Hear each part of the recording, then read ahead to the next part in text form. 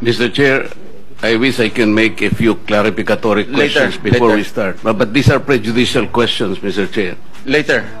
Let's hear first from the principal witness this morning. No, but these are prejudicial questions, Okay, Mr. go ahead, Chair. go ahead.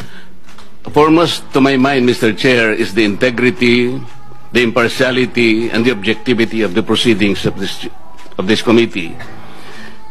Mr. Chair, you were interviewed on Billionario Channel by Miss Pinky Webb. Basahin ko po, sabi niya, Senator Ping, para sa inyo, sino ba ang sabihin natin worth it or dapat na ikonsidera na state witness na ipasok man lang dito sa Witness Protection Program?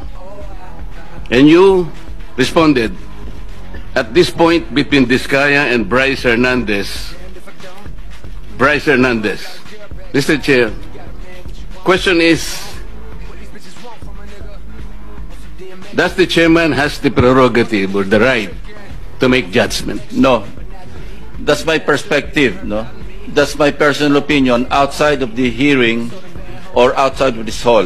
So don't question my opinion. I am not questioning your opinion, Mr. Chair, but you are the chairman of this committee. Anyway, let's proceed with the You are not interested in the prejudicial question that I am going to raise, Mr. Chair?